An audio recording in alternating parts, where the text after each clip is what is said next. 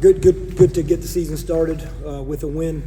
Obviously, anytime you can win a game, and that's a good thing. And like how we played in the first half, like how we jumped out, and for the most part, what we did in that first half, and not nearly as ecstatic about how we maybe stayed consistently inconsistent in the second half to not play our best. But we have a lot of areas we can continue to grow, and that's what you expect this time of year.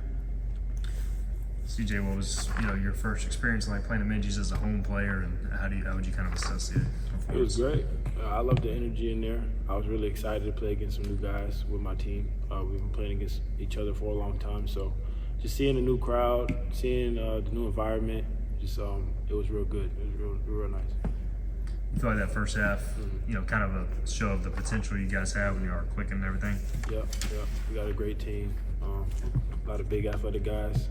Just working on our cohesion, I think so, and not getting bored with the process. Working on good habits. I feel like we kind of slipped away there once we seen that score, and but can't let that happen. That's a good problem to have. I told Coach. CJ, you were very aggressive early, attacking the basket. Is that just kind of this mindset you have coming in to just kind of be that player who can attack? Yeah, I think my biggest thing is playing inside out, seeing the ball go in around the basket, and then maybe just going from there. But I had it going around the basket, and I didn't want to shy away from that. So and it was helping the team out, so just kept it going. CJ, can you expand on that point about finally getting to play someone else after practicing against the same guys every day, finally playing an official game? What's that like coming out for the first one? I think it's exciting for everybody. I felt the energy in the locker room. I even felt the energy in practice leading up to that. We had a lot of good practices leading up to it. Yeah, everybody was excited. Everybody was stoked out to go play out in front of a new crowd. We got a lot of new guys. So, yeah, I felt that energy from the jump. Coach, what did you like just in the first half about the way you guys came out in the first 8-12 minutes? The defensive pressure, the continuing to execute what we wanted to execute in terms of offensively, how we wanted to play. It's very obvious. You watch, we were trying to get the ball inside early in the game, and the guys did that. But the defensive pressure is really what we wanted to do to establish that to start the game, and I thought we did that. And then by the same token, it was also a game. We knew this team was a very good driving team. This is a team, they were one of the teams in terms of volume, not a very high three-point shooting team in terms of attempts. Forget percentages of makes. They made some good shots tonight. So we wanted to protect the paint and pressure at the same time, and that's a heck of a challenge. And I thought the first 12, 13 minutes of the game, we did a really good job of that, not only on-ball pressure, but being in the gaps and protecting the paint and forcing it. And then so what happens as the game goes, it's all of a sudden a 30 or 35-point game, and pressure goes off the opponent. They start putting their head down and going, driving the basketball, and our defense, instead of tightening, got spread out. And it gets spread out, and all of a sudden it's more one-on-one. And that's the challenge, as CJ talked about, trying to get that cohesion to understand you continue to play the game, not the score. And I think at times we did a better job than others tonight.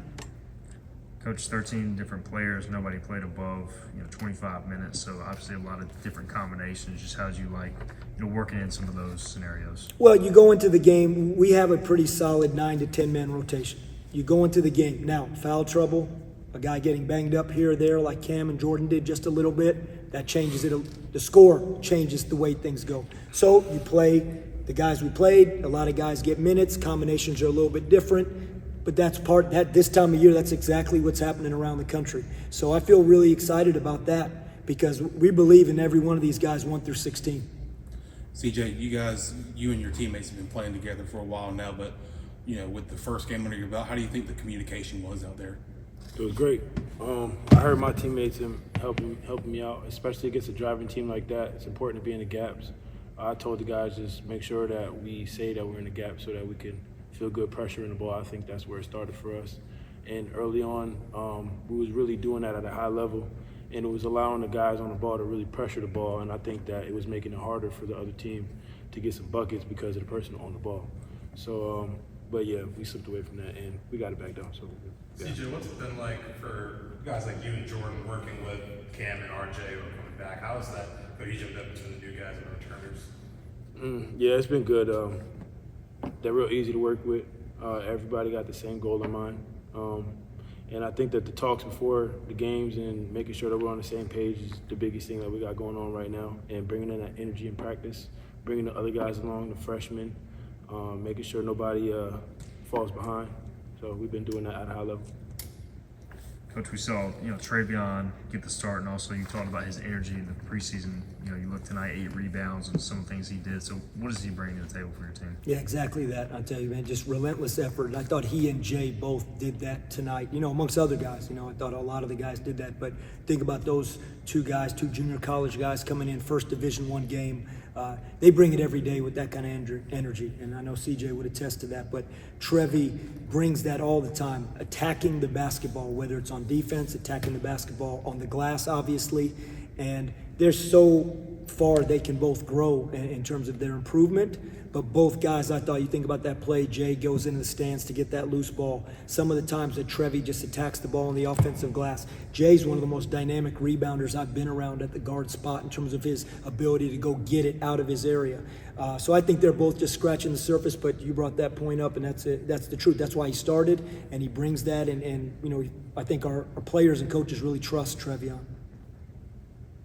Coach, what do you make of the way Jordan Riley came out and kind of took control of the game that early? Well, we've seen Jordan do it before. I mean, Jordan is an experienced downhill guard that can shoot the basketball. He plays with great pace. He'd be the first to say he made that decision when he tried to throw that ball ahead to Sear off a turnover, and he tried to get Sear a run out, and he immediately knew that wasn't the right play to make. But Jordan is a basketball player. He's not just an athlete. He's not just a great finisher. Jordan is a basketball player that knows how to play with great pace. He understands this game. He knows how to defend. And you know what?